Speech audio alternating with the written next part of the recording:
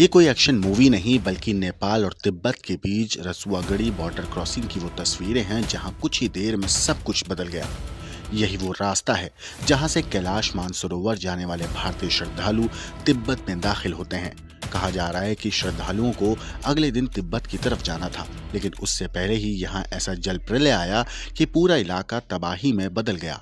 अब ये तस्वीर देखिए, बॉर्डर पर उस वक्त बड़ी तादाद में लोग मौजूद थे। अचानक सामने से पानी और मलबे का सैलाब आता दिखाई दिया। लोगों को जैसे ही खतरे का एहसास हुआ, हर कोई अपनी जान बचाने के लिए भागने लगा। जो जहां था वहीं से दौड़ पड़ा, लेकिन पानी की रफ्तार इतनी तेज थी कि किसी को संभलने तक का मौका नहीं मिला।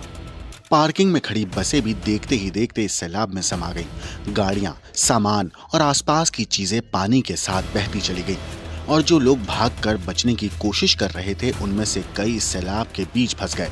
अब नेपाल के रसुआ इलाके में भोटेकोशी नदी पर बने हाइड्रो पावर प्रोजेक्ट की ये तस्वीर देखिए। जिस वक्त बाढ़ का पानी यहाँ पहुंचा, उस वक्त प्रोजेक्ट में लोग काम कर रहे थे। अचानक चीख पुकार मची, लोग अपनी जान बचाने के लिए भागने लगे। वहां जेसीबी खड़ी थी, गाड़ियां खड़ी थीं, लेकिन पानी का बहाव इतना तेज था कि कुछ ही पलों में सब कुछ उसकी चपेट में आ गया। पास में मौजूद स्थानीय लोगों ने अपनी आंखों से ये पूरा मंजर देखा। उनके सामने पानी ने जिस तरह तबाही मचाई, उसे देखकर लोग चीखने लगे।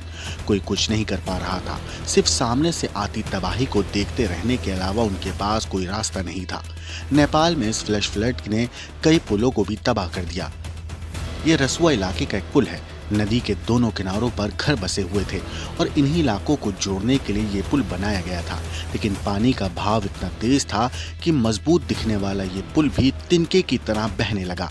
स्थानीय लोग अपनी आंखों के सामने मौत और तबाही का ये मंजर देखते रहे और ये तस्वीरें बता रही हैं कि नेपाल ने हाल के सालों में शायद ही ऐसी तबाही देखी हो। नदी का पानी और उसके साथ आया मलबा एक इमारत तक पहुंचा और कुछ ही देर में पूरी इमारत इसकी चपेट में आ गई। पानी का फोर्स इतना ज्यादा था कि इमारत टूटकर बहती हुई नजर आई। अब ये वीडियो देखिए, नदी के किनारे एक ट्रक गुजर रहा है, सब कुछ नॉर्मल लग रहा है, लेकिन तभी अचानक पीछे से पानी का रौद्र रूप दिखाई देता है। पानी और मलबा तेजी से ट्रक की तरफ बढ़ता है। ऊंचाई पर खड़े लोग ये देखकर चीखने लगते हैं। उन्हें समझ आ चुका था कि अब इस सैलाब को रोकना किसी के बस की बात नहीं है।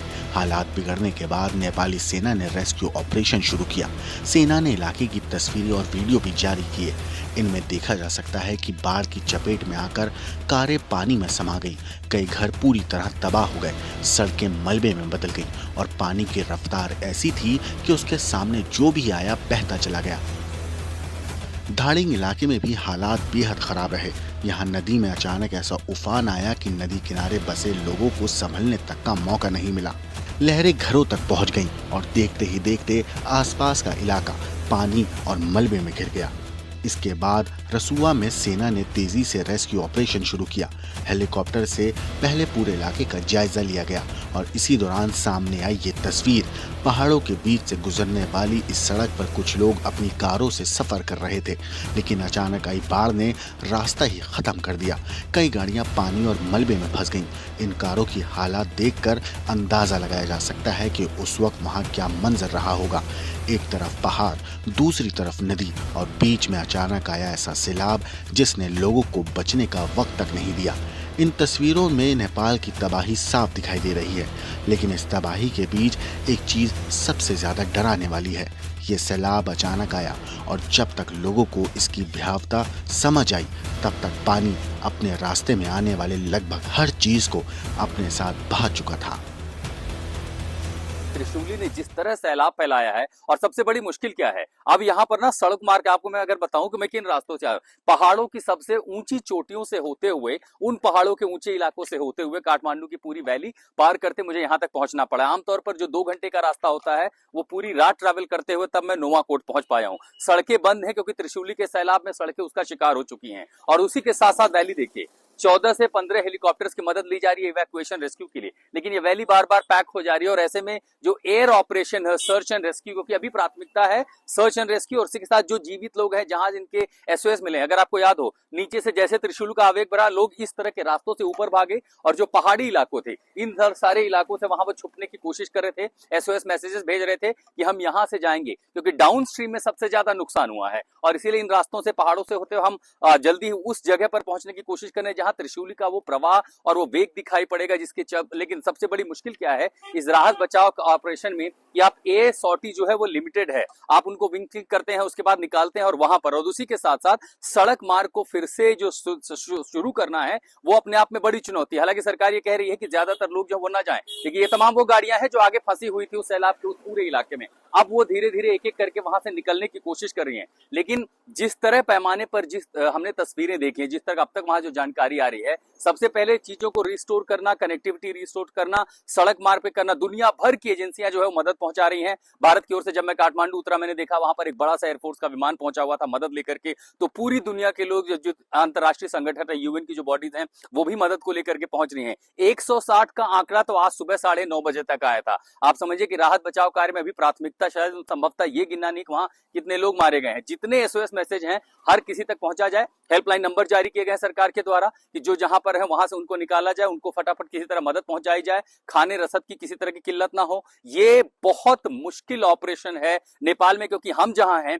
ये बिल्कुल हिमालय का सबसे ऊंचा इलाका है, और एयर रेडियस में ज्यादा ये बर्फ के नीचे दरअसल वो बर्फीली चोटियां हैं, और यही अगर एयर रेडियस में आप जाएंगे तो सिर्फ कुछ मिनटों की सॉटी में आप तिब्बत के प्लेटो पे पहुंच सकते हैं। तो आप समझिए कि ऐसे दुर्गम क्षेत्र में इतना बड़ा अभियान चलाना अपने आप में जो है कहते बहुत बहुत ही मुश्किल कार्य है। नेपाल में तबाही के बाद मैं आशुतोष मिश्रा इस समय नेपाल में मौजूद हूं, और पहाड़ों के रास्ते से आने, दरअसल सारे रास्ते जो कुछ भी पहुंचते हैं उस नदी की ओर, रुसवा की ओर, वो सारे रास्ते बंद हैं। इन पहाड़ी रास्तों की ओर से होते हुए मैं इस समय नोवाकोट पहुंचा हूं। आपको बता दें कुछ रास्ते जो सबसे ज्यादा, जहां पर सबसे ज्यादा तबाही आई है उसमें नोवाकोट, और उसे के साथ साथ जो नदी का पूरा इलाका है, और साथ में रुसवा, वो जो इलाके हैं वो सबसे मुश्किल हुई थी। तो जैसे ही भगदड़ मची, लोग जो पहाड़ों के रास्ते थे, जो अलग अलग शहरों में थे, जब नदी में सैलाब आया तो क्या क्या उन्होंने, मसलन मैं जहां समझिए कि नोवाकोट का नीचे का इलाका है जहां वो नदी जो है वो बहती है, और उसी के साथ जो लोग थे वो इन रास्तों से, पहाड़ों से होते हुए ऊपर आए, और यहाँ जहां तहां जिसको जगह मिली, कई सारे हमने तस्वीरें देखी जो इन पहाड़ों पर उन्होंने आशियाना ले लिया, यहाँ पर उन्होंने आकर के पनाह ले ली कि यहाँ से वो निकलेंगे, और ऐसी जगहों से उन्होंने मैसेज,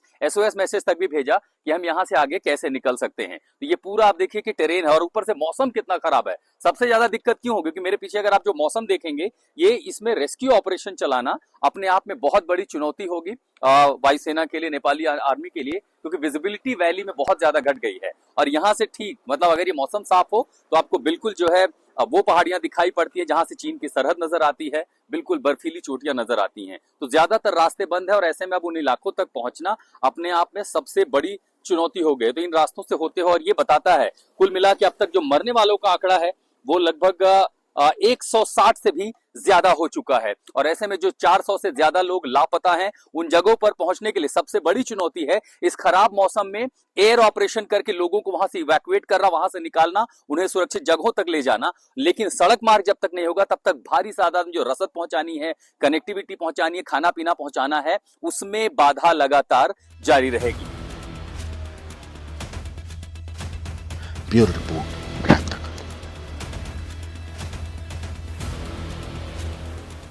ये एक मंजिल पूरी मकान है वो मलबे के अंदर आ चुके हैं। दरअसल यहाँ आगे जाना इतना मुश्किल, आप बहुत सारे लोग नहीं जा सकते क्योंकि कीचड़ मलबा जो है वो बहुत ज्यादा है। इसी के साथ साथ आपको आगे की तस्वीरें मैं आपको दिखाने की कोशिश करता हूँ।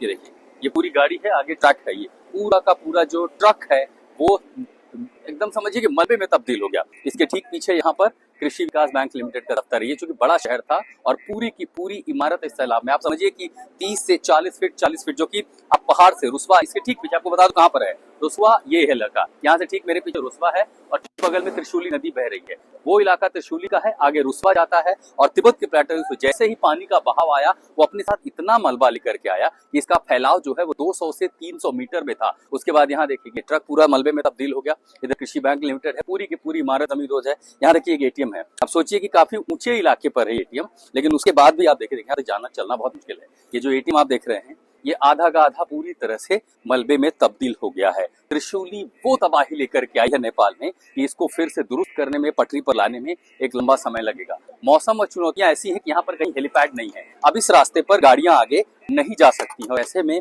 राहत बचाव कार्य के लिए सिर्फ हवाई मार्ग खुला है। ऐसे में हेलीकॉप्टर की संख्या बेहद सीमित हो जाती है। पहले आपको इस इलाके में नुआकोट, फिर त्रिशूली और उसके बाद रुसवा, इस पूरे इलाके में ऑपरेशन चलाना बेहद जटिल काम है।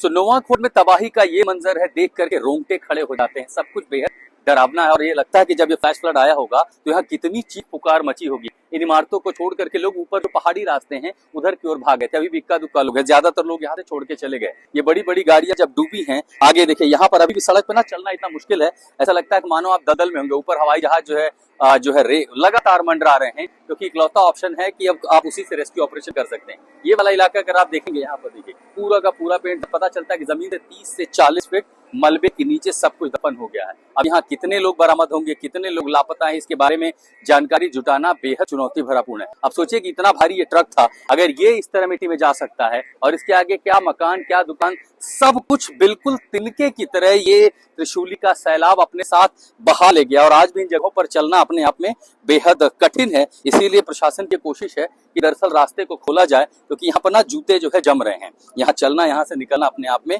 बहुत मुश्किल है। ये नेपाल में तबाही की तस्वीरें हैं।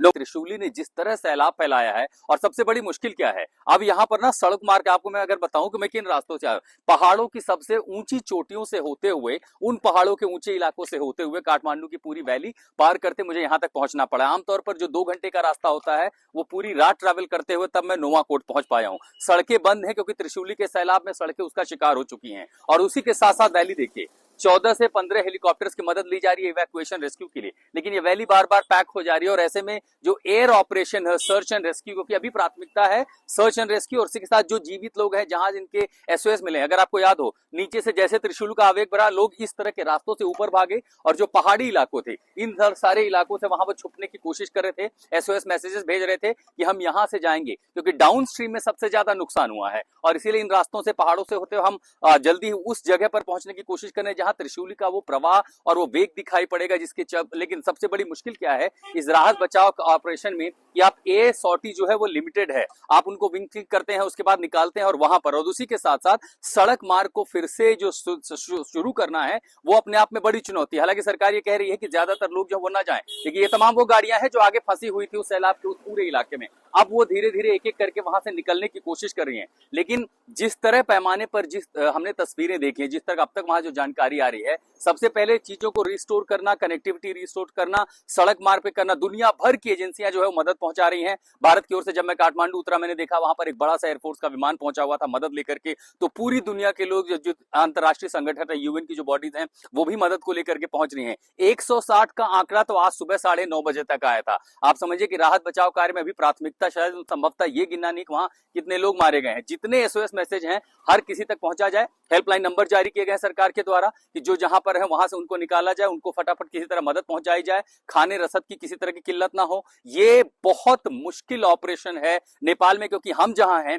ये बिल्कुल हिमालय का सबसे ऊंचा इलाका है और एयर रेडियस में ज्यादा, ये बर्फ के नीचे दरअसल वो बर्फीली चोटियां हैं। और यही अगर एयर रेडियस में आप जाएंगे तो सिर्फ कुछ मिनटों की सॉर्टी में आप तिब्बत के प्लेटो पे पहुंच सकते हैं। तो आप समझिए कि ऐसे दुर्गम क्षेत्र में इतना बड़ा अभियान चलाना अपने आप में जो है कहते बहुत ही मुश्किल कार्य है। नेपाल में तबाही के बाद मैं आशुतोष मिश्रा इस समय नेपाल में मौजूद हूं और पहाड़ों के रास्ते से आने, दरअसल सारे रास्ते जो कुछ भी पहुंचते हैं उस नदी की ओर, रुसवा की ओर, वो सारे रास्ते बंद हैं। इन पहाड़ी रास्तों की ओर से होते हुए मैं इस समय नोवाकोट पहुंचा हूं। आपको बता दें, कुछ रास्ते जो सबसे ज्यादा, जहां पर सबसे ज्यादा तबाही आई है उसमें नोवाकोट और उसे के साथ साथ जो नदी का पूरा इलाका है और साथ में रुसवा, वो जो इलाके हैं वो सबसे मुश्किल हुई थी। तो जैसे ही भगदड़ मची, लोग जो पहाड़ों के रास्ते थे, जो अलग अलग शहरों में थे, जब नदी में सैलाब आए तो क्या क्या उन्होंने, मसलन में जहां समझिए कि नोवाकोट का नीचे का इलाका है जहां वो नदी जो है वो बहती है, और उसी के साथ जो लोग थे वो इन रास्तों से, पहाड़ों से होते हुए ऊपर आए और यहाँ जहां तहां जिसको जगह मिली, कई सारी हमने तस्वीरें देखी जो इन पहाड़ों पर उन्होंने आशियाना ले लिया, यहाँ पर उन्होंने आकर के पनाह ले ली कि यहाँ से वो निकलेंगे। और ऐसी जगहों से उन्होंने मैसेज,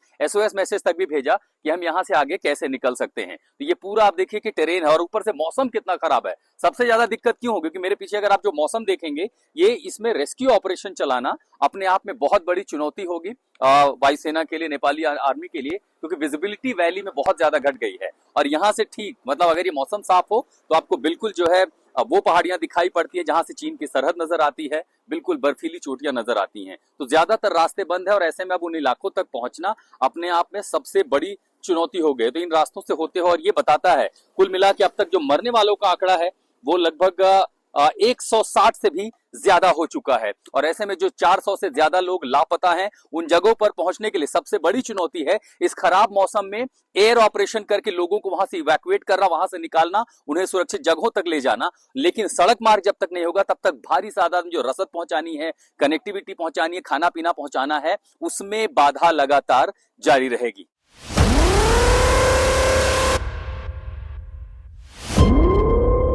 नेपाल में आई फ्लैश फ्लड की तबाही की ये तस्वीरें आपको दहला देंगी। ड्रोन और एरियल फुटेज से आप अंदाज़ा लगा सकते हैं कि इस बाढ़ ने कितना बड़ा इलाका अपनी चपेट में लिया है। ये नेपाल के नुवाकोट की ड्रोन तस्वीरें हैं। नदी के किनारे कभी पूरी बस्ती हुआ करती थी, घर एक दूसरे के पास बने हुए थे, लेकिन अब वहाँ ज़्यादातर कुछ भी नहीं बचा है। गिने चुने घर ही नजर आ रहे हैं। ऐसा लग रहा है कि मानो जैसे नदी अपने साथ सिर्फ पानी नहीं बल्कि पूरी बस्ती को बहा कर ले गई हो। जहां कभी घर और सड़कें थी वहां सिर्फ मलबा और खाली जमीन दिखाई दे रही है। अब ये नेपाल के रसुआ की एरियल तस्वीरें देखिए। पूरी घाटी में बाढ़ की तबाही साफ दिखाई दे रही है। जहां तक नजर जा रही है वहां तक नदी का असर और मलबा नजर आ रहा है। लेकिन इस तबाही के बीच नेपाली सेना लोगों की जान बचाने में जुटी हुई है। ये देखिए, एक युवक बाढ़ के बीच एक घर की छत पर फंसा हुआ था। नीचे पानी था और आसपास ऐसी कोई जगह नहीं थी जहां हेलीकॉप्टर उतारा जा सके। इसके बाद नेपाली सेना के हेलीकॉप्टर ने छत के ऊपर ही कुछ देर तक हवा में स्थिर रहकर रेस्क्यू ऑपरेशन किया। हेलीकॉप्टर के अंदर मौजूद जवान ने अपना हाथ आगे बढ़ाया और युवक ने उसका हाथ पकड़ लिया। कुछ ही सेकंड में उसे छत से उठाकर हेलीकॉप्टर में सुरक्षित जगह पहुंचा दिया गया। यानी जिस जगह जमीन तक पहुंचना मुश्किल था वहां नेपाली सेना ने हवा के रास्ते उस युवक की जान बचाई। लेकिन फ्लैश फ्लड की रफ्तार कितनी खतरनाक थी इसका अंदाजा इस वीडियो से लगाया जा सकता है। शुरुआत में पूरी घाटी सामान्य दिखाई देती है। सामने नदी बह रही है, पानी का बहाव भी बहुत ज्यादा तेज नहीं लगता। लेकिन अचानक ऊपर की तरफ से पानी का एक बड़ा गुबार आता दिखाई देता है और फिर कुछ ही पलों में तस्वीर पूरी तरह तब्दील हो जाती है। पानी और मलबे का सैलाब तेजी से नीचे की तरफ बढ़ने लगता है। सड़क पर एक ट्रक भी दिखाई देता है। ड्राइवर पानी की रफ्तार देखकर ट्रक को तेजी से आगे ले जाने की कोशिश करता है, लेकिन पानी उससे भी ज्यादा तेज था। कुछ ही देर में पानी की ऊंची लहरें उसके पीछे पहुंचने लगती हैं। इसी दौरान कुछ लोग पैदल भी भागते हुए नजर आते हैं। वो भी पूरी ताकत से अपनी जान बचाने की कोशिश कर रहे थे। दूर से रिकॉर्ड किए गए इस वीडियो में पानी ऐसा लगता है जैसे बिल्कुल कैमरे के पास पहुंच गया हो, लेकिन असल में पानी काफी दूर पर था। पानी का फोर्स और उसके साथ आता मलबा इतना ज्यादा था कि दूर होने के बावजूद वो बेहद करीब दिखाई दे रहा था। और यही इस फ्लैश फ्लड की असली ताकत थी। और एक और वीडियो में तो पूरा मंजर ऐसा लगता है जैसे कहीं बहुत बड़ा धमाका हुआ हो। दूर से धुएं का एक विशाल गुबार उड़ता दिखाई देता है, लेकिन वो धुआं नहीं था, वो पानी और मलबे का ऐसा तेज भाव था जो अपने रास्ते में आने वाली हर चीज को तोड़ता और बहाता हुआ आगे बढ़ रहा था। बड़ी बड़ी इमारतें तक ताश के पत्तों की तरह ढहती दिखाई दे रही हैं। और नेपाल में इस तबाही का एक बड़ा कारण ये भी है कि त्रिशूली नदी के आसपास कई हाइड्रो पावर प्रोजेक्ट चल रहे थे। फ्लैश फ्लड की चपेट में आने के बाद कई प्रोजेक्ट बुरी तरह प्रभावित हुए हैं। नेपाली मीडिया के मुताबिक लॉन्गटोंग खोला हाइड्रो पावर प्रोजेक्ट में काम करने वाले करीब 60 लोग लापता बताए जा रहे हैं। इनमें 25 इंजीनियर, ड्राइवर और किचन स्टाफ बताए गए हैं। इसके अलावा करीब 35 मजदूर ऐसे हैं जो उस वक्त टनल के अंदर काम कर रहे थे। फ्लैश फ्लड के बाद इन लोगों का अभी तक पता नहीं चल पाया है। रसुआ के तिमूर कस्टम ऑफिस से भी करीब 15 कर्मचारियों के लापता होने की जानकारी सामने आई है। और तबाही सिर्फ लोगों और इमारतों तक सीमित नहीं रही। बड़े बड़े पुल भी इस सैलाब के सामने टिक नहीं पाए। ये चितवन में त्रिशूली नदी पर बना पुल है। कभी इस पुल से गाड़ियां और लोग गुजरते थे, लेकिन अब इसकी हालत देखकर अंदाजा लगाया जा सकता है कि पानी कितनी ताकत के साथ आया होगा।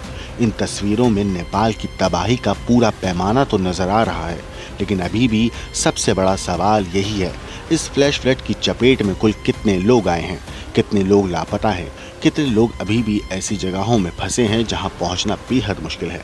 क्योंकि ड्रोन और सीसीटीवी से जो तस्वीरें सामने आ रही हैं वो सिर्फ तबाही नहीं दिखा रही, वो बता रही हैं कि इस बाढ़ ने कुछ ही मिनटों में पूरी पूरी बस्तियों का नक्शा बदल दिया। ब्यूरो रिपोर्ट, क्राइम तक। मेरे साथ इस वक्त मौजूद हैं नेपाल आर्म्ड पुलिस फोर्स के जवान हैं प्रकाश कुमार उपाध्याय, उनसे जानते हैं। प्रकाश जी, ये बताइए, अभी जो नेपाल से त्रिशूली नदी आ रही है और ये भारत में प्रवेश कर रही है गंडक बन के, क्या हालात क्या है? कल जिस तरीके का भयानक स्थिति थी, कल जैसे चाइना तरफ से जो सैलाब आया था उस हिसाब से इधर बहुत जोखिमपूर्ण अवस्था लग रहा था सर। लेकिन अभी क्या है, उधर से आने का समय में पानी का डाइवर्सन चेंज होते होते बहुत मैक्सिमम मात्रा में बहुत कम हो गया है। उसके बाद जो रात के समय में कुछ पानी बढ़ा था, उस समय गाड़ी बॉडी वो सिलेंडर विलेंडर गाड़ी का पार्ट पूरा बहुत सा सामान मतलब सैलाब के साथ आगे बहते चला गया। ठीक है सर। अब जो मैक्सिमम मात्रा में पानी घट गया है, जो सैलाब से जो पागी टाइप का जो है वो लेदो टाइप का मलबा जो देख रहे हैं, मलबा सिर्फ आ रहा है।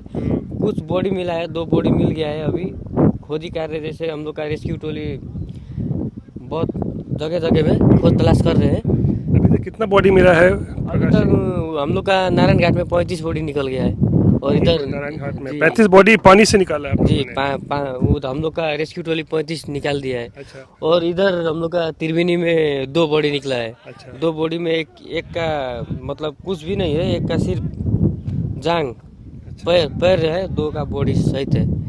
बस उतना ही है। इस अभी तरीके की तबाही कभी देखी थी प्रकाश जी आप लोगों ने? नहीं, ऐसा तबाही तो ये थोड़ा ब्लैक डे जैसा ही है सर। ये ब्लैक डे जैसा ही है। अब एक नेपाल के लिए बहुत बड़ा ये डेंजर जोन जैसा ही, मतलब उधर का त्रिशूली, हम लोग का बाजार, चाइना का बैंक सब जितना भी था बहुत नुकसान हो गया सर। एपीएफ को बहुत मतलब आप लोग को बहुत मुश्किल आ रहा है पूरा सर्च ऑपरेशन चलाने जी में? सर, थोड़ा अब इधर जैसे कि क्या है कि सर अब समय का अनुसार से जंगली एरिया निकुंज पड़ता है ना, इसलिए आगे जाने में थोड़ा तकलीफ होता है। नहीं तो बहुत अच्छा इधर जो हम लोग का जितना तक एरिया में जितना तक जाने का संभव है वहाँ तक खोज तलाश का एकदम जारी है। चारों तरफ हम लोग का लगे हुए हैं रेस्क्यू। ठीक है।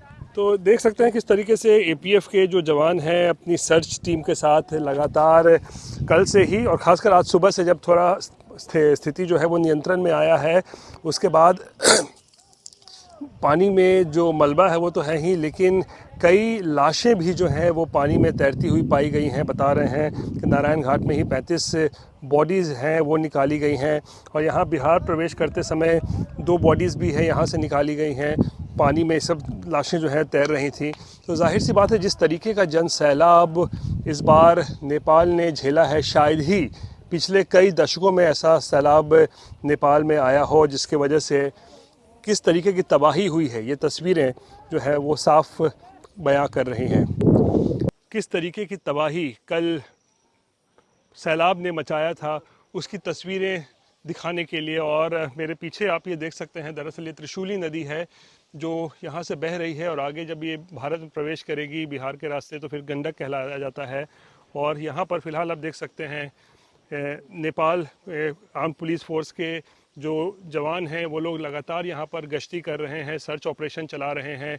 कहीं कोई लाश अगर पानी में तैरता हुआ गुज़र रहा है तो उसको भी जो है वो लोग निकालने की कोशिश कर रहे हैं। तो किस तरीके से कल जो हालात सामने आए थे, जिस तरीके का सैलाब नेपाल में देखने को मिला था, उसके बाद इस बात की आशंका जताई जा रही थी कि जो सैलाब है वो कहीं ना कहीं जब भारत प्रवेश करेगा तो ज़्यादा तबाही बिहार में भी होगी। लेकिन उस तरीके से जो है वो जन सैलाब माफ़ कीजिएगा उस तरीके का सैलाब जो है वो यहाँ जब ये भारत पहुँचा तो उस तरीके का जो है विकराल रूप नहीं था। लेकिन फ़िलहाल चितवन में इस वक्त आज तक की टीम आपको ये एक्सक्लूसिव तस्वीरें दिखा रही हैं जहाँ पर नदी के साथ साथ यहाँ पर आप देखिए एपीएफ की टीम लगातार यहाँ पर सर्च ऑपरेशन चल रहा है उनका। और बताया जा रहा है कि नारायण घाट के पास यहाँ पे तकरीबन 35 से भी ज़्यादा जो लाशें हैं जो पानी में तैर रही थीं उनको निकाला गया है। और जब गंडक बन के ये बिहार पहुँच रहा है ये पानी, तो वहाँ से भी बताया जा रहा है कि बॉर्डर से 2 लाशें वहाँ से भी निकाली गई हैं।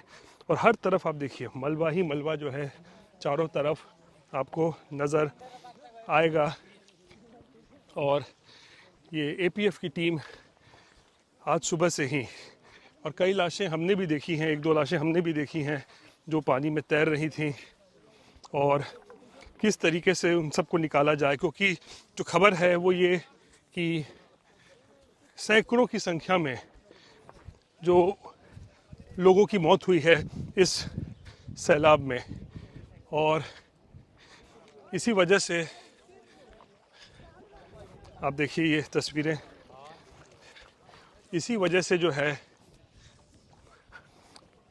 यहाँ फ़िलहाल Nepal APF armed police force यहाँ पर गश्ती करते हुए, और कुछ आम लोग जो हैं आप यहाँ पर देख सकते हैं यहाँ मलबा समेटते हुए, कुछ लकड़ी वकड़ी का टुकड़ा इनको अगर मिल रहा है तो वो लेके जा रहे हैं।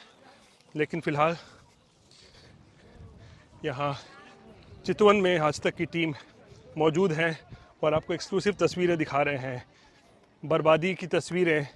और बर्बादी खासकर जिस तरीके से लोगों की मौत हुई है, क्योंकि जिनकी मौत हुई है इस सैलाब में, वो जाहिर सी बात है वो तमाम लाशें जो हैं पानी में बहती हुई इस तरफ ही आएंगी।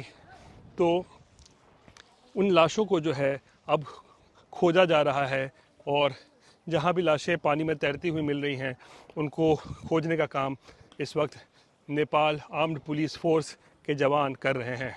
ये जो पानी चाहे तिब्बत से आ रहा था, और जिस तरीके का जो सैलाब है वो नेपाल होते हुए तबाही मचाते हुए जो गुजर रहा था, वो अंत में कहाँ पहुँचना था? वो तमाम वो जो पानी है वो बिहार पहुँचता या फिर उत्तर प्रदेश पहुँचता। और ऐसे में कल बिहार में जिस तरीके के हालात देखे गए उसको लेकर प्रशासन जो है, राज्य सरकार सतर्क हो गई। कई ज़िलों को हाई अलर्ट पर रखा गया, और फिर कहा गया कि भाई स्थिति पर नियंत्रण रखने के लिए जो है वो बड़े बड़े अधिकारी जो हैं वो बॉर्डर इलाकों में पहुंचे। और इस वक्त हम मौजूद हैं भारत नेपाल सीमा पर वाल्मीकि नगर बराज, जिसे गंडक बराज भी कहा जाता है। और यहाँ पर ही देखिए यही वो बराज है जिसके ज़रिए वो तमाम वो जो पानी था वो यहीं से गुजरना था। और इसी को देखते हुए 36 के 36 गेट जो है इस बराज के वो कल खोल दिए गए। 18 गेट भारत की तरफ हैं, 18 गेट नेपाल की तरफ हैं, तो 36 गेट अभी भी खुले हुए हैं। और अभी आप देख सकते हैं हालात अब थोड़ा नियंत्रित नज़र आ रहा है। कल पानी का जो है वो लेवल बढ़ा था, लेकिन फिलहाल पानी का लेवल जो है अब सामान्य दिनों की तरह जो है आपको नज़र आ रहा होगा। लेकिन फिर भी एहतियातन 36 गेट जो हैं वो खुले हुए हैं, और बिहार के लिए कहीं ना कहीं एक राहत भरी खबर ज़रूर है।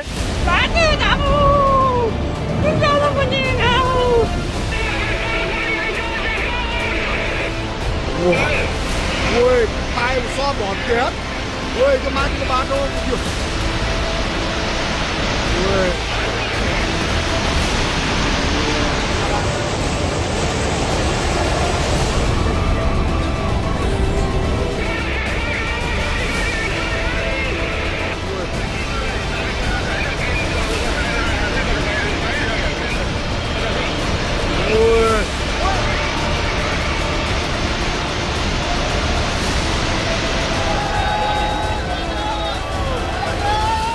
ये तस्वीरें नेपाल में आई उस तबाही की हैं जिसे देखकर अंदाज़ा लगाना मुश्किल है कि कुछ मिनट पहले यहाँ जिंदगी सामान्य थी।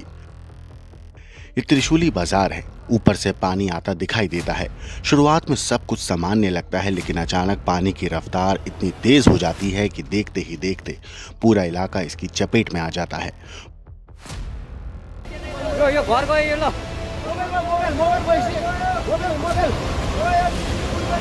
ल त्रिशुली बजारै गयो यार, ल गयो यार, सिलास यता यता आऊ। पुल के ऊपर से पानी बहने लगता है और फिर अचानक पूरा पुल ही टूट कर बह जाता है। पानी अपने साथ सिर्फ मिट्टी और मलबा नहीं ले जा रहा था, बल्कि रास्ते में आने वाली हर चीज को तबाह करता जा रहा था। अब जरा इन तस्वीरों को ध्यान से देखिए। एक तस्वीर में यही त्रिशूली बाजार बसा हुआ दिखाई देता है। यहाँ घर थे, होटल थे, स्कूल थे और लोगों के रहने की जगह थी, लेकिन दूसरी तस्वीर में उसी जगह सिर्फ तबाही दिखाई दे रही है। घर बर्बाद हो चुके हैं, सड़कें गायब हैं, इमारतों के निशान तक मिट गए हैं और अभी ये भी साफ नहीं है कि इस फ्लैश फ्लड की चपेट में आकर कितने लोग बह गए। नेपाल के रसुआ इलाके से सामने आई तस्वीरें इस बाढ़ की ताकत का अंदाज़ा देती हैं। पानी की लहरें इतनी ऊंची उठ रही थी कि बड़ी बड़ी इमारतें भी उनके सामने छोटी नजर आ रही थीं। अब नेपाल के ढाडिंग की ये तस्वीर देखिए। यहाँ एक पुल दिखाई देता है और कुछ ही सेकंड के बाद पानी और मलबे का ऐसा सैलाब आता है कि पूरा पुल कागज की तरह बह जाता है। पानी की रफ्तार और उसका फोर्स इतना ज्यादा था कि लोहे और कंक्रीट से बना पुल भी उसे रोक नहीं पाया। लेकिन इस तबाही का सबसे खौफनाक वीडियो नेपाल चीन बॉर्डर से सामने आया है। ये रसुआ गाड़ी में चीन के केरुंग बॉर्डर पोर्ट का इलाका है। यहाँ कस्टम ऑफिस है और इसी रास्ते से नेपाल में सामान पहुंचता है। मानसरोवर जाने वाले यात्री भी इसी रास्ते से गुजरते हैं। सीसीटीवी फुटेज में शुरुआत में सब कुछ सामान्य दिखाई देता है। लोग अपने काम में लगे हैं, गाड़ियां खड़ी हैं, आसपास की गतिविधियां सामान्य हैं, लेकिन फिर अचानक लोगों को कुछ गड़बड़ महसूस होती है। लोग भागना शुरू कर देते हैं और तभी पीछे से पानी और मलबे का ऐसा विशाल सैलाब आता दिखाई देता है कि लोग अपनी जान बचाने के लिए भागते हैं। लेकिन फ्लैश फ्लड इतनी तेजी से आगे बढ़ता है कि कई लोगों को संभलने का मौका तक नहीं मिलता। कुछ ही पलों में पूरा इलाका पानी और मलबे में डूब जाता है। बसें और दूसरी गाड़ियां पानी के साथ ऐसी बहती दिखाई देती हैं जैसे उनका कोई वजन ही ना हो। सीसीटीवी में कैद एक दूसरे वीडियो में भी शुरुआत में सब कुछ सामान्य दिखाई देता है। पास में छोटी सी नदी बह रही है, करीब 10 से 12 बसें खड़ी हैं और एक दफ्तर नजर आ रहा है। फिर अचानक ऊपर की तरफ हलचल होती है। लोगों को खतरे का एहसास होता है और वो इधर उधर भागने लगते हैं और अगले ही पल पानी और मलबे का सैलाब सब कुछ अपने साथ बहा ले जाता है। ये सिर्फ बाढ़ नहीं थी, ये अचानक आई ऐसी तबाही थी जिसमें लोगों को संभलने और भागने तक का वक्त नहीं मिला। इसी फ्लैश फ्लड की चपेट में रसुआ में त्रिशूली नदी के किनारे मौजूद एक हाइड्रो पावर प्रोजेक्ट भी आया। वीडियो में कुछ मजदूर काम करते दिखाई दे रहे हैं। तभी अचानक ऊपर से पानी आता है। मजदूर अपनी जान बचाने के लिए भागने लगते हैं, लेकिन पानी इतनी तेजी से नीचे आता है कि उन्हें संभलने का मौका नहीं मिलता और देखते ही देखते पानी और मलबा पूरे प्रोजेक्ट को अपनी चपेट में ले लेता है। हाइड्रो पावर प्रोजेक्ट का हिस्सा टूटता हुआ दिखाई देता है और कई मजदूर पानी के तेज बहाव में बह जाते हैं। इस तबाही का असर सिर्फ एक जगह तक सीमित नहीं रहा। नेपाल के चितवन से आई तस्वीरों में भी फ्लैश फ्लड की ताकत दिखाई दे रही है। सामने भगवान बुद्ध की एक विशाल मूर्ति है और उसके आसपास पानी का स्तर तेजी से बढ़ा हुआ दिखाई देता है। अब अगर आसमान से नेपाल की तस्वीरें देखें तो तबाही का असली पैमाना और साफ दिखाई देता है। नेपाली सेना के हेलीकॉप्टर से ली गई तस्वीरों में कई इलाकों में बाढ़ और मलबे का असर दिखाई दे रहा है। सड़कें पानी में गायब हैं, इमारतें क्षतिग्रस्त हैं और कई जगह सिर्फ मलबा दिखाई दे रहा है। तिब्बत के केरुंग बॉर्डर पोर्ट पर बुधवार सुबह फ्लैश फ्लड आने के बाद हालात बेहद खराब हो गए। चीन के राष्ट्रपति शी जिनपिंग ने भी खोज और बचाव अभियान के निर्देश दिए हैं, लेकिन इन तस्वीरों को देखने के बाद सबसे बड़ा सवाल यही है, आखिर इतनी तेजी से पानी कैसे आया? लोगों को चेतावनी मिलने का वक्त क्यों नहीं मिला? और इस अचानक आई बाढ़ में और कितनी संपत्ति बह गई? अभी इन सवालों के सभी जवाब सामने नहीं आए हैं, लेकिन सीसीटीवी में कैद ये तस्वीरें एक बात जरूर बता रही हैं। फ्लैश फ्लड जब पूरी ताकत के साथ आता है तो इंसान को संभलने का मौका नहीं देता। कुछ मिनटों में एक पूरा बाजार, पुल और बसा बसाया इलाका सिर्फ मलबे में तब्दील हो जाता है। ब्यूरो रिपोर्ट, क्राइम तक। किस तरीके की तबाही कल सैलाब ने मचाया था उसकी तस्वीरें दिखाने के लिए, और मेरे पीछे आप ये देख सकते हैं, दरअसल ये त्रिशूली नदी है जो यहाँ से बह रही है और आगे जब ये भारत में प्रवेश करेगी बिहार के रास्ते तो फिर गंडक कहलाया जाता है। और यहाँ पर फ़िलहाल आप देख सकते हैं नेपाल आर्म पुलिस फोर्स के जो जवान हैं वो लोग लगातार यहाँ पर गश्ती कर रहे हैं, सर्च ऑपरेशन चला रहे हैं। कहीं कोई लाश अगर पानी में तैरता हुआ गुज़र रहा है तो उसको भी जो है वो लोग निकालने की कोशिश कर रहे हैं। तो किस तरीके से कल जो हालात सामने आए थे, जिस तरीके का सैलाब नेपाल में देखने को मिला था, उसके बाद इस बात की आशंका जताई जा रही थी कि जो सैलाब है वो कहीं ना कहीं जब भारत प्रवेश करेगा तो ज़्यादा तबाही बिहार में भी होगी। लेकिन उस तरीके से जो है वो जन सैलाब, माफ़ कीजिएगा, उस तरीके का सैलाब जो है वो यहाँ पर जब ये भारत पहुँचा तो उस तरीके का जो है विकराल रूप नहीं था। लेकिन फ़िलहाल चितवन में इस वक्त आज तक की टीम आपको ये एक्सक्लूसिव तस्वीरें दिखा रही हैं, जहाँ पर नदी के साथ साथ यहाँ पर आप देखिए एपीएफ की टीम लगातार यहाँ पर सर्च ऑपरेशन चल रहा है उनका। और बताया जा रहा है कि नारायण घाट के पास यहाँ पे तकरीबन 35 से भी ज़्यादा जो लाशें हैं जो पानी में तैर रही थीं उनको निकाला गया है। और जब गंडक बन के ये बिहार पहुँच रहा है ये पानी, तो वहाँ से भी बताया जा रहा है कि बॉर्डर से 2 लाशें वहाँ से भी निकाली गई हैं। और हर तरफ आप देखिए मलबा ही मलबा जो है चारों तरफ आपको नज़र आएगा। और ये एपीएफ की टीम आज सुबह से ही, और कई लाशें हमने भी देखी हैं, 1-2 लाशें हमने भी देखी हैं जो पानी में तैर रही थीं, और किस तरीके से उन सबको निकाला जाए। क्योंकि जो खबर है वो ये कि सैकड़ों की संख्या में जो लोगों की मौत हुई है इस सैलाब में, और इसी वजह से आप देखिए ये तस्वीरें, इसी वजह से जो है यहाँ फ़िलहाल Nepal APF armed police force यहाँ पर गश्ती करते हुए, और कुछ आम लोग जो हैं आप यहाँ पर देख सकते हैं, यहाँ मलबा समेटते हुए, कुछ लकड़ी वकड़ी का टुकड़ा इनको अगर मिल रहा है तो वो लेके जा रहे हैं। लेकिन फ़िलहाल यहाँ चितवन में आज तक की टीम मौजूद हैं और आपको एक्सक्लूसिव तस्वीरें दिखा रहे हैं, बर्बादी की तस्वीरें।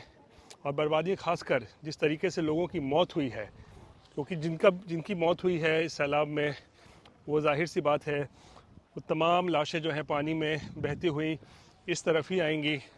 तो उन लाशों को जो है अब खोजा जा रहा है, और जहाँ भी लाशें पानी में तैरती हुई मिल रही हैं उनको खोजने का काम इस वक्त नेपाल आर्म्ड पुलिस फोर्स के जवान कर रहे हैं।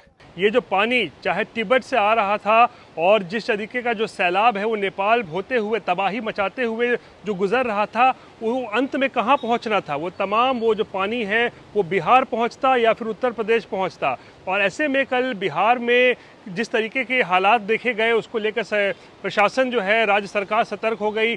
कई ज़िलों को हाई अलर्ट पर रखा गया, और फिर कहा गया कि भाई स्थिति पर नियंत्रण रखने के लिए जो है वो बड़े बड़े अधिकारी जो हैं वो बॉर्डर इलाके में पहुंचे। और इस वक्त हम मौजूद हैं भारत नेपाल सीमा पर वाल्मीकि नगर बराज, जिसे गंडक बराज भी कहा जाता है। और यहाँ पर ही देखिए यही वो बराज है जिसके ज़रिए वो तमाम वो जो पानी था वो यहीं से गुजरना था। और इसी को देखते हुए 36 के 36 गेट जो है इस बराज के वो कल खोल दिए गए। 18 गेट भारत की तरफ हैं, 18 गेट नेपाल की तरफ हैं, तो 36 गेट अभी भी खुले हुए हैं। और अभी आप देख सकते हैं हालात अब थोड़ा नियंत्रित नज़र आ रहा है। कल पानी का जो है वो लेवल बढ़ा था, लेकिन फिलहाल पानी का लेवल जो है अब सामान्य दिनों की तरह जो है आपको नज़र आ रहा होगा। लेकिन फिर भी एहतियातन 36 गेट जो हैं वो खुले हुए हैं, और बिहार के लिए कहीं ना कहीं एक राहत भरी खबर जरूर है। त्रिशूली ने जिस तरह सैलाब फैलाया है, और सबसे बड़ी मुश्किल क्या है, अब यहाँ पर ना सड़क मार्ग आपको मैं अगर बताऊं कि मैं किन रास्तों से आया, पहाड़ों की सबसे ऊंची चोटियों से होते हुए, उन पहाड़ों के ऊंचे इलाकों से होते हुए काठमांडू की पूरी वैली पार करते मुझे यहाँ तक पहुंचना पड़ा। आमतौर पर जो 2 घंटे का रास्ता होता है वो पूरी रात ट्रैवल करते हुए तब मैं नोवाकोट पहुंच पाया हूँ। सड़कें बंद हैं क्योंकि त्रिशूली के सैलाब में सड़कें उसका शिकार हो चुकी हैं। और उसी के साथ साथ वैली देखिए, 14 से 15 हेलीकॉप्टर्स की मदद ली जा रही है इवैक्यूएशन रेस्क्यू के लिए, लेकिन ये वैली बार बार पैक हो जा रही है। और ऐसे में जो एयर ऑपरेशन है सर्च एंड रेस्क्यू, क्योंकि अभी प्राथमिकता है सर्च एंड रेस्क्यू, और इसी के साथ जो जीवित लोग हैं जहां जिनके एसओएस मिले। अगर आपको याद हो, नीचे से जैसे त्रिशूल का आवेग बढ़ा, लोग इस तरह के रास्तों से ऊपर भागे, और जो पहाड़ी इलाकों थे इन सारे इलाकों से वहां पर छुपने की कोशिश कर रहे थे, एसओएस मैसेजेस भेज रहे थे कि हम यहां से जाएंगे, क्योंकि डाउन स्ट्रीम में सबसे ज्यादा नुकसान हुआ है। और इसीलिए इन रास्तों से, पहाड़ों से होते हुए हम जल्दी उस जगह पर पहुंचने की कोशिश कर रहे हैं जहां त्रिशूली का वो प्रवाह और वो वेग दिखाई पड़ेगा, जिसके लेकिन सबसे बड़ी मुश्किल क्या है इस राहत बचाव ऑपरेशन में कि आप एयर सॉर्टी जो है वो लिमिटेड है। आप उनको विंग क्लिक करते हैं, उसके बाद निकालते हैं, और वहां पर, और उसी के साथ साथ सड़क मार्ग को फिर से जो शुरू करना है वो अपने आप में बड़ी चुनौती है। हालांकि सरकार ये कह रही है कि ज्यादातर लोग जो वो ना जाएं, क्योंकि ये तमाम वो गाड़ियां हैं जो आगे फंसी हुई थी उस सैलाब के उस पूरे इलाके में, अब वो धीरे धीरे एक एक करके वहां से निकलने की कोशिश कर रही हैं। लेकिन जिस तरह पैमाने पर हमने तस्वीरें देखी हैं, जिस तरह अब तक वहां जो जानकारी आ रही है, सबसे पहले चीजों को रिस्टोर करना, कनेक्टिविटी रिस्टोर करना, सड़क मार्ग पे करना, दुनिया भर की एजेंसियां जो है वो मदद पहुंचा रही हैं। भारत की ओर से जब मैं काठमांडू उतरा, मैंने देखा वहां पर एक बड़ा सा एयरफोर्स का विमान पहुंचा हुआ था मदद लेकर के। तो पूरी दुनिया के लोग, जो अंतर्राष्ट्रीय संगठन है, यूएन की जो बॉडीज हैं, वो भी मदद को लेकर के पहुंच रही हैं। 160 का आंकड़ा तो आज सुबह 9:30 बजे तक आया था। आप समझिए कि राहत बचाव कार्य में अभी प्राथमिकता शायद संभवतः ये गिनना नहीं कि वहां कितने लोग मारे गए हैं। जितने एसओएस मैसेज हैं हर किसी तक पहुंचा जाए। हेल्पलाइन नंबर जारी किए गए सरकार के द्वारा कि जो जहां पर है वहां से उनको निकाला जाए, उनको फटाफट किसी तरह मदद पहुंचाई जाए, खाने रसद की किसी तरह की किल्लत ना हो। ये बहुत मुश्किल ऑपरेशन है नेपाल में, क्योंकि हम जहां हैं ये बिल्कुल हिमालय का सबसे ऊंचा इलाका है, और एयर रेडियस में ज्यादा ये बर्फ के नीचे दरअसल वो बर्फीली चोटियां हैं, और यही अगर एयर रेडियस में आप जाएंगे तो सिर्फ कुछ मिनटों की सॉर्टी में आप तिब्बत के प्लेटो पे पहुंच सकते हैं। तो आप समझिए कि ऐसे दुर्गम क्षेत्र में इतना बड़ा अभियान चलाना अपने आप में जो है कहते बहुत बहुत ही मुश्किल कार्य है। नेपाल में तबाही के बाद मैं आशुतोष मिश्रा इस समय नेपाल में मौजूद हूं, और पहाड़ों के रास्ते से आने, दरअसल सारे रास्ते जो कुछ भी पहुंचते हैं उस नदी की ओर, रुसवा की ओर, वो सारे रास्ते बंद हैं। इन पहाड़ी रास्तों की ओर से होते हुए मैं इस समय नोवाकोट पहुंचा हूं। आपको बता दें कुछ रास्ते जो सबसे ज्यादा, जहां पर सबसे ज्यादा तबाही आई है उसमें नोवाकोट, और उसे के साथ साथ जो नदी का पूरा इलाका है, और साथ में रुसवा, वो जो इलाके हैं वो सबसे मुश्किल हुई थी। तो जैसे ही भगदड़ मची, लोग जो पहाड़ों के रास्ते थे, जो अलग अलग शहरों में थे, जब नदी में सैलाब आया तो क्या क्या उन्होंने, मसलन मैं जहां समझिए कि नोवाकोट का नीचे का इलाका है जहां वो नदी जो है वो बहती है, और उसी के साथ जो लोग थे वो इन रास्तों से, पहाड़ों से होते हुए ऊपर आए, और यहाँ जहां तहां जिसको जगह मिली, कई सारे हमने तस्वीरें देखी जो इन पहाड़ों पर उन्होंने आशियाना ले लिया, यहाँ पर उन्होंने आकर के पनाह ले ली कि यहाँ से वो निकलेंगे, और ऐसी जगहों से उन्होंने मैसेज, एसओएस मैसेज तक भी भेजा कि हम यहाँ से आगे कैसे निकल सकते हैं। तो ये पूरा आप देखिए कि टेरेन है, और ऊपर से मौसम कितना खराब है। सबसे ज्यादा दिक्कत क्यों हो, क्योंकि मेरे पीछे अगर आप जो मौसम देखेंगे, ये इसमें रेस्क्यू ऑपरेशन चलाना अपने आप में बहुत बड़ी चुनौती होगी वायुसेना के लिए, नेपाली आर्मी के लिए, क्योंकि विजिबिलिटी वैली में बहुत ज्यादा घट गई है। और यहाँ से ठीक, मतलब अगर ये मौसम साफ हो तो आपको बिल्कुल जो है वो पहाड़ियां दिखाई पड़ती है जहां से चीन की सरहद नजर आती है, बिल्कुल बर्फीली चोटियां नजर आती हैं। तो ज्यादातर रास्ते बंद है, और ऐसे में अब उन इलाकों तक पहुंचना अपने आप में सबसे बड़ी चुनौती हो गई। तो इन रास्तों से होते हो, और ये बताता है कुल मिला के अब तक जो मरने वालों का आंकड़ा है वो लगभग 160 से भी ज्यादा हो चुका है। और ऐसे में जो 400 से ज्यादा लोग लापता हैं, उन जगहों पर पहुंचने के लिए सबसे बड़ी चुनौती है इस खराब मौसम में एयर ऑपरेशन करके लोगों को वहां से इवैक्यूएट करना, वहां से निकालना, उन्हें सुरक्षित जगहों तक ले जाना। लेकिन सड़क मार्ग जब तक नहीं होगा तब तक भारी साधन जो रसद पहुंचानी है, कनेक्टिविटी पहुंचानी है, खाना पीना पहुंचाना है, उसमें बाधा लगातार जारी रहेगी। मैं ये पूछना चाह रहा हूँ आपसे कि अभी जो नेपाल में घटना हुई है चाइना बॉर्डर के पास में, अभी क्या स्थिति है मैडम? और वहाँ कई इंडियन टूरिस्ट फंसे हुए बताए जा रहे हैं, आपके पास क्या जानकारी है इसको लेकर, प्लीज शेयर करें। उस घटना में टूरिस्ट भी, नेपाली भी मिसिंग होने का विवरण तो प्राप्त हो रहा है, लेकिन टूरिस्ट कितना थे, कौन कंट्री का टूरिस्ट थे, एक ही विवरण अब तक नहीं पा रहे हैं हमने। लेकिन हमारा कंट्री नेपाल का ही, उसमें विभिन्न निकाय है उस स्थान में, ओरा एम्प्लॉइज, ह्यूमन रिसोर्स मिसिंग हो रहा है। नेपाली सेना, नेपाल पुलिस, प्रहरी, आर्म पुलिस फोर्स लगायत अन्य निकायहरू, जुन गभर्मेन्ट एम्प्लॉइजहरू संपर्क विहीन हो रहा है। अच्छा, एग्जैक्टली फॉरेनर कितना फॉरेनर थे, कौन थे, कौन कंट्री का थे, वो पता लगाने का काम हो रहा है। अच्छा मैडम, नेपाल टूरिज्म बोर्ड ने जो लिस्ट जारी की है उसमें कई कंट्रीज की जानकारी दी है, उसमें 59 इंडियन टूरिस्ट बताए जा रहे हैं, बाकी और कंट्री का भी है। तो आप कह रही हैं कि अभी वो कंफर्म नहीं है, नेपाल टूरिज्म बोर्ड ने तो एक जानकारी शेयर की है। या ओके ओके, वो सर्कुलर हमने देख रहे हैं, हाँ। लेकिन हमें फॉर्मली हमको यहाँ नहीं भेजा है, इसलिए। ओके। अच्छा मैडम, हुआ क्या था, कैसे हुआ है ये, थोड़ा अगर आप बता सकें, कब कितनी बजे रिपोर्ट मिला, कैसे हुआ है? 8:40 ये इंसिडेंट से 8:40 बिहान तक, बिहान के समय में 8:40 में हुआ था। हमको जानकारी करीब 9 AM में हो गया था। ओके। इसके बाद हमने संपूर्ण security agency, local government, federal government और प्रोविंशियल ऑल गवर्नमेंट एक्टिवली हम पार्टिसिपेट कर रहे हैं। Okay. Heli rescue, more than 40 people have been rescued by heli. Okay.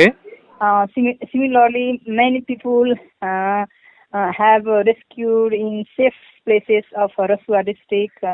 It means in high regions. Dhunche. Similarly, some people are injured. High level team गठन कर दिया गया है।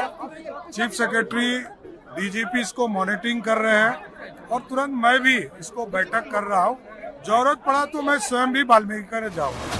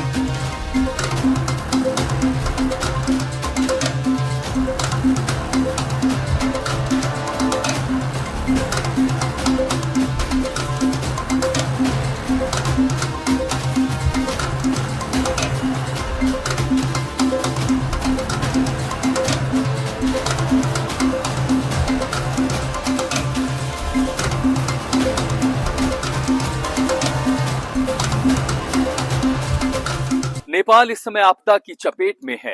150 से ज्यादा लोग मारे गए हैं, 400 से ज्यादा मिसिंग हैं और अभी भी उन लापता की तलाश के लिए खराब मौसम में हेलीकॉप्टर की मदद ली जा रही है राहत बचाव कार्य चलाने के लिए। आज तक ग्राउंड जीरो पर मौजूद हम रोशुआ के रास्ते में हैं। इस खराब मौसम का सामना करते हुए तमाम जो रास्ते दरक चुके हैं, चट्टाने दरक चुके हैं, रास्ते खत्म हो चुके हैं, इनके जरिए हम आगे कोशिश कर रहे हैं उस जगह पहुंचने के लिए जहां से इस आपदा की शुरुआत हुई थी।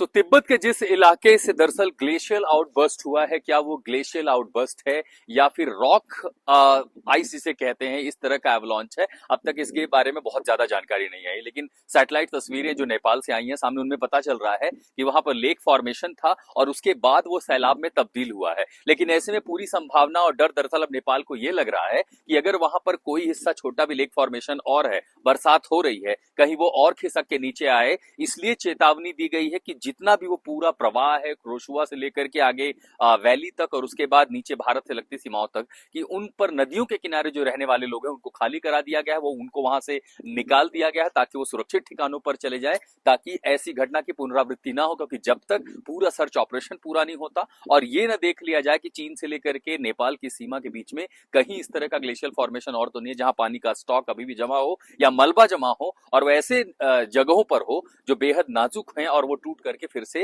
नीचे गिरे। खासकर इस तरह जब ग्लेशियल बस्ट होते हैं, सबसे बड़ी चुनौती यही होती है कि दोबारा से वहां से मलबा खिसक करके नीचे ना आए। ये बहुत बड़ी आपदा है नेपाल के लिए, बिल्कुल वैसी ही जैसे सालों पहले उसने यहां पर अर्थक्वेक में देखा था। मैं इस समय नेपाल में हूं, काठमांडू से आगे नागडुंगा आगे हमारा रास्ता रोशुआ की तरफ है, लेकिन दरअसल स्थिति क्या है आपको दिखाते हैं। नागढुंगा के आगे चूंकि बड़ा ऑपरेशन चल रहा है आगे राहत बचाव कार्य के लिए, सड़क कई जगहों से बह गई है, तो मेरे पीछे आप जो देखेंगे कि बड़े बड़े जो ट्रक हैं उनको यहीं पर रोक दिया गया है। इसके आगे गाड़ियों की आवाजाही जो है अभी उसकी अनुमति नहीं है। तो यहाँ पर आप देखेंगे इस जगह पर पुलिस ने बैरिकेड लगा रखे हैं और इसके आगे जो है गाड़ियां नहीं जा रही हैं। तो पूरा जो राहत बचाव चल रहा है, रेस्क्यू ऑपरेशन बड़े पैमाने पर चल रहा है, वो हेलीकॉप्टर के जरिए किया जा रहा है। 15 से 20 हेलीकॉप्टर लगाए गए हैं, दुनिया के अलग अलग देश मदद भेज रहे हैं, भारत की ओर से भी मदद भेजी गई है। जो रसद है, आवश्यक जो वस्तुएं हैं, दवाइयां, इन सब की जरूरत पड़ रही है। ये ऐसा टेरेन का इलाका है कि काठमांडू एक वैली है, लेकिन इसके वैली का आगे का पूरा रास्ता पहाड़ी है और चूंकि पहाड़ों में ही जिस तरह की चिंता बढ़ी है, जिस तरह की स्थिति है, ऐसे में पूरी कोशिश ये है कि ज्यादा आवाजाही वहां पर ना हो, क्योंकि दोबारा जो हादसे हैं उसकी पुनरावृत्ति हो सकती है।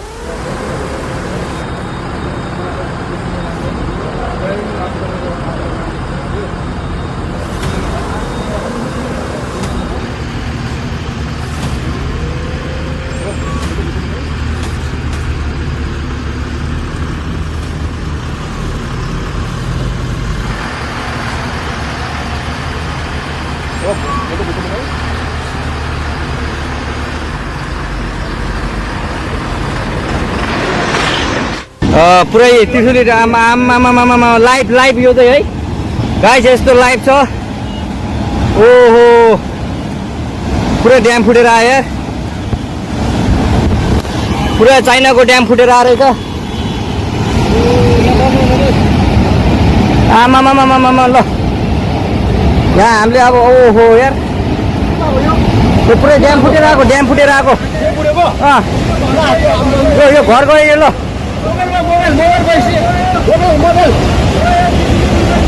ल त्रिशुली बजारै गयो यार, ल गयो यार। ओ ए सिलास यता यता आऊ, यता आऊ, यता यता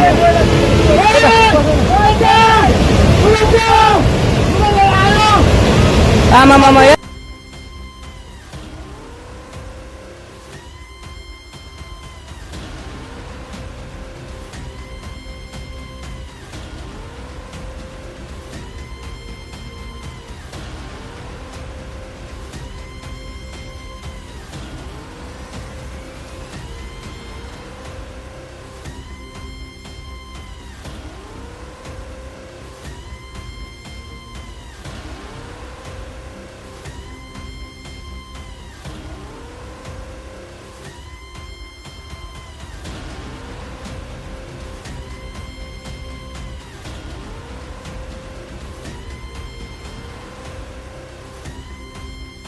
रहेका छौं र हामीले दिवस बस्नेतको फेसबुक वालबाट यो फुटेज प्राप्त गरेका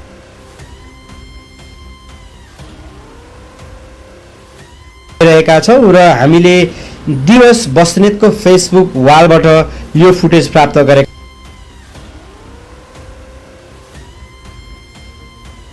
रहेका छौँ र हामीले दिवस बस्नेतको फेसबुक वालबाट यो फुटेज प्राप्त गरेका